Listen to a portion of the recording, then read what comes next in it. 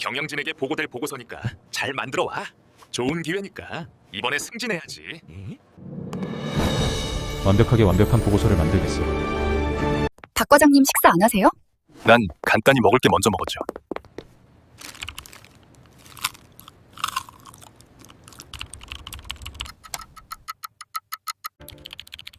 박 과장 잘 돼가고 있어요? 네네.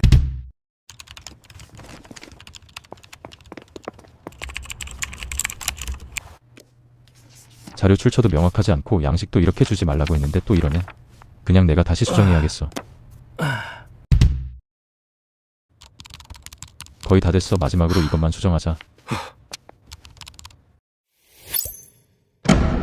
김 과장님, 올해도 승진 못하셨죠? 앞에 장면 보시면서 어떠셨어요? 혹시 내 이야기인가 싶으셨나요? 책임감 있고 팀원들한테 잘해주고 스스로도 이 정도면 충분히 인정받을 만하다고 생각하는데 왜 인사고과 시즌만 되면 이름이 빠질까요? 왜냐하면 상사 눈에 이런 분들은 성실하긴 한데 결과물을 제때 가져오지 않은 실무자입니다. 성실한 건 맞는데 믿음이 안 간다는 거예요. 본인은 완벽하게 하려고 한 건데 상사는 이렇게 느끼는 겁니다. 오늘은 당신의 커리어 10년을 조용히 갉아먹고 있는 성실한 완벽주의와 불안함 때문에 일을 자꾸 미루는 패턴에 대해서 이야기 한번 해보도록 하겠습니다.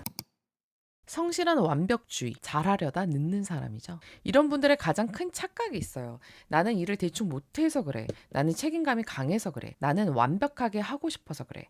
맞습니다. 책임감 강한 거 맞아요. 대충 못하는 것도 맞아요. 그런데 회사는 책임감만 평가하지 않습니다. 회사는 결과물의 타이밍을 봅니다. 유캔그로우의 관점에서 보면 이 패턴은 완벽을 추구하는 완벽 추구형 성향에 실패를 두려워하는 안전 추구형 불안이 결합된 경우가 많아요. 여기에 남에게 싫음 소리 못하는 희생형 패턴, 갈등을 피하려는 회피형 패턴까지 섞이면 일은 더 늦어지는 거죠. 이 조합이 만드는 문제가 딱 3가지입니다. 첫째, 시작이 늦어요. 완벽주의자는 일을 시작하기 전에 생각을 너무 많이 합니다. 이 보고서 방향이 맞나? 자료를 더 찾아봐야 하나? 부장님이 이 표현을 좀 싫어하면 어떡하지? 이 숫자 근거가 부족하면 지적받겠지? 그래서 정작 문서 첫 줄을 쓰기까지 시간이 오래 걸려요. 남들은 일단 초안을 만들고 고치는데 완벽주의자는 머릿속에서만 보고서를 10번 씁니다. 문제는 그러다 보면 마감이 다가온다는 겁니다. 결국 마지막 날 밤에 몰아서 쓰고 제출 직전까지 문장 고치고 폰트 맞추고 표 정렬하고 결국 중요한 건 하나도 못합니다. 둘째, 사소한 것에 너무 많은 에너지를 씁니다.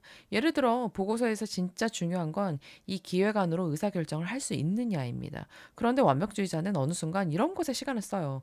제목 크기, 15포인트가 맞는지 16포인트가 나은지, 표 안에 줄 간격이 맞는지, 문장 끝 표현이 어색하진 않는지, 띄어쓰기 하나가 틀리진 않았는지. 물론 이런 것도 굉장히 중요하죠. 그런데 문제는 우선순위입니다. 상사가 보고 싶은 건 이 일을 진행해도 되는지인데 김 과장은 이 문서가 흠잡히지는 않은지에 에너지를 다 쓰는 겁니다. 셋째, 남의 일까지 떠안습니다. 팀원이 자료를 줬는데 오타가 있어요. 계산식도 하나 틀렸고요. 자료 출처도 애매해요. 이때 김 과장은 이렇게 생각합니다. 이걸 다시 해달라고 하면 또 기분 나쁘겠지? 아유, 괜히 분위기 안 좋아질 수도 있고 그냥 내가 고치는 게 빠르겠다. 그래서 본인이 해야 할 것도 늦었는데 팀원 자료까지 고쳐요. 처음에는 책임감처럼 보입니다. 그런데 반복되면 회사에서는 이렇게 봐요. 김 과장은 일을 잘하긴 하는데 늘 늦어. 혼자 다 끌어안아서 관리가 안 돼. 팀장급으로 올리기에는 위임이 안 돼. 본인은 잘하라고 했는데 회사에서는 관리 역량이 부족한 사람으로 보일 수 있다는 겁니다. 결국 완벽주의자는 엑셀레이터와 브레이크를 동시에 밟고 있는 사람과 같습니다. 잘하고 싶어서 속도를 내고 싶은데 틀릴까봐 계속 멈추고, 인정받고 싶은데 지적받을까봐 공유를 늦춥니다. 책임지고 싶은데 혼자 다 떠안다가 결과물을 늦게 냅니다. 그래서 상사는 이렇게 판단하죠. 성실한 건 알겠는데 중요한 일을 맡기기엔 불안하다. 이 패턴이 반복되면 정말 위험해져요. 처음에는 그냥 야근이 늘어납니다. 그 다음에는 마감이 무서워지고요. 그 다음에는 새로운 일이 들어올 때마다 몸이 먼저 굳어요. 이번에도 늦으면 어떡하지? 아, 빨리 시작을 해야 되는데 왜 이렇게 머릿속이 복잡하지? 지적받으면 어떡할까? 아니야. 진짜 제대로 이번에는 꼭 완벽하게 할 거야. 그런데 이 생각이 또 시작을 늦춥니다. 결국 마감 직전에 몰아서 하고 결과물은 만족스럽지 않고 상사에게는 또 아쉬운 피드백을 받습니다. 그러면 스스로를 더 몰아붙이게 되는 거죠. 나는 왜 이렇게 생각이 많고 느리지? 나는 왜 이것밖에 못할까?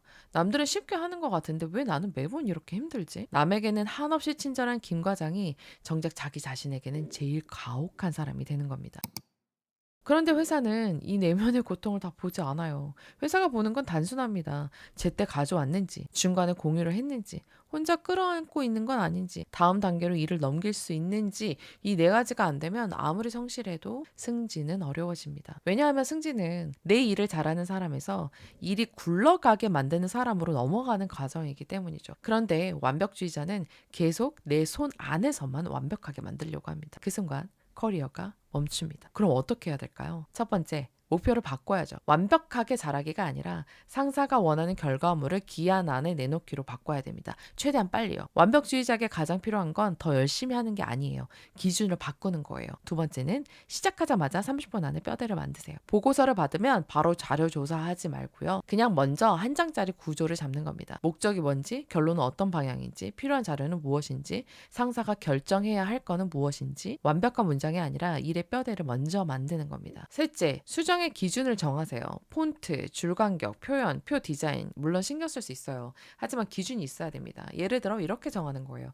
내용 구조가 잡히기 전까지 디자인 수정 금지. 오타 검토는 마지막 20분에만. 팀원 자료는 내가 고치지 말고 한 번은 되돌려 보내기.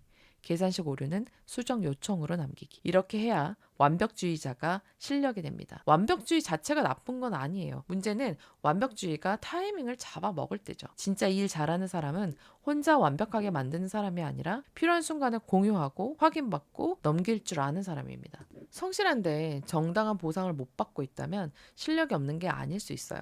당신의 업무 방식이 당신의 평가를 가로막고 있을 수 있습니다. 완벽하게 하려는 마음 때문에 오히려 결과물을 늦게 내고 있다면 이제는 더 열심히 하는 것보다 내가 어떤 방식으로 일을 미루고 있는지부터 봐야 합니다. 여러분이 어떤 성향인지, 완벽주의자인지, 희생형인지, 안정형인지 정말 여러 가지 성향이 있는데요. 도대체 나는 어떤 성향인지 고정 댓글에 무료 성향 테스트 링크 있으니까요. 테스트 해보시기 바랍니다. 왜 나는 일을 늦게 끝내는지, 왜 잘하려고 할수록 더 지치는지 유캔그로우가 함께 짚어드리도록 하겠습니다. 오늘 영상이 공감이 되셨다면 지금 구독해두세요. 지금까지 유캔그로우였습니다.